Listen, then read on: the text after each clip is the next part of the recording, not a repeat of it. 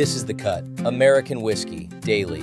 A Kentucky distillery just turned the stills back on after 8 months of quiet. Not a rumor, confirmed. This week, running again. What that restart is actually betting on is worth 6 minutes of your time. I'm John from Chasing the Unicorn podcast. Here's what moved today, July 27th, 2026. Today's big move is Beam Suntory flipping a switch back on. Here's what happened. Booker Noe, the Beam Suntory plant down in Boston, Kentucky, went to a reduced 4-day schedule back in November. That was part of a bigger pause. Clermont, their other Kentucky site, got cut back too. The reason was simple: too much bourbon in the warehouses from the 2020 to 2023 boom, and not enough demand to justify running full tilt. This week, Booker Noe is back to full 7-day production. About 140 workers are back to full hours. Clermont's restarting too, but slower, around 60% of its old capacity, with full output not expected until early 2027. Here's the part I want you to sit with. Nothing about the recipe changed. Same mash bills, same yeast, according to master distiller Fred Noe. So this isn't a new whiskey, it's the same whiskey, just more of it, starting now. And a company doesn't turn the stills back on unless it believes the correction has gone far enough to be worth the bet. Barrels filled this month are 2027 bourbon at the earliest. This restart isn't a bottle you'll see this fall, it's a forecast. Now, today's Rickhouse, because it isn't just Beam making moves this week. Four Roses named a new distillery general manager, Melissa Grant, 14 years at the Lawrenceburg plant, stepping into a chair that hasn't changed hands in a decade. No changes to the 10 recipe system, they say, just continuity at the top of the operations side. That matters more than it sounds like it should, because the person running the floor is who keeps a recipe consistent across years of barrels, not just the master distiller getting quoted in interviews. And Heaven Hill quietly redrew its distributor map. A letter went out to retailers this week confirming territory consolidation starting September 1st, language about reducing allocation variance. Translation: some stores have been getting shorted on Elijah Craig barrel proof and Larceny barrel proof releases because of how territories were carved up, and Heaven Hill's trying to smooth that out before the fall batch ships. If your regular shop has struggled to get allocated Heaven Hill releases, ask them straight up whether their distributor territory is changing. The answer might explain a lot. Here's my take on all three of these together. A restart, a leadership hire, a distributor letter. None of them touch a bottle on a shelf today. But they're the exact kind of decisions that decide what's easy to find in 2028 and what isn't. Beam thinks the glut's clearing enough to make more. Heaven Hill thinks its distribution needs fixing before allocation season hits. Four Roses is protecting its recipe system while it scales. 3 companies, 3 different bets. Same underlying question: is the correction actually over, or are we just far enough into it that people are willing to guess? Which brings us to today's first sip. A quick one on why bourbon runs in cycles at all, because today's news only makes sense once you know this. So here's what it is. Bourbon goes through boom and bust stretches that run for years, not months. 2020 to 2023 was the boom. Pandemic drinking, collector demand, prices climbing to strange places.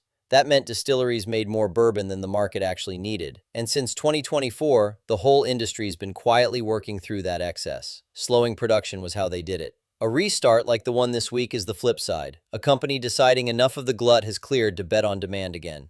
It doesn't mean the correction's over. It means one company thinks it's far enough along to place a chip on the table. And because barrels take years to mature, nobody actually finds out if that bet paid off until those barrels are ready to pour.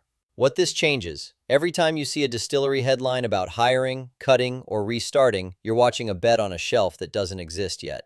Also in this window, if you're logging pours in the Perfect Pour app, tonight's a good one to note. Pour something from Wild Turkey or Beam and watch how your own logbook lines up with an industry running on cycles years longer than any one bottle. One bottle worth knowing about this week: Blanton Single Barrel, through Virginia's ABC Fall Lottery.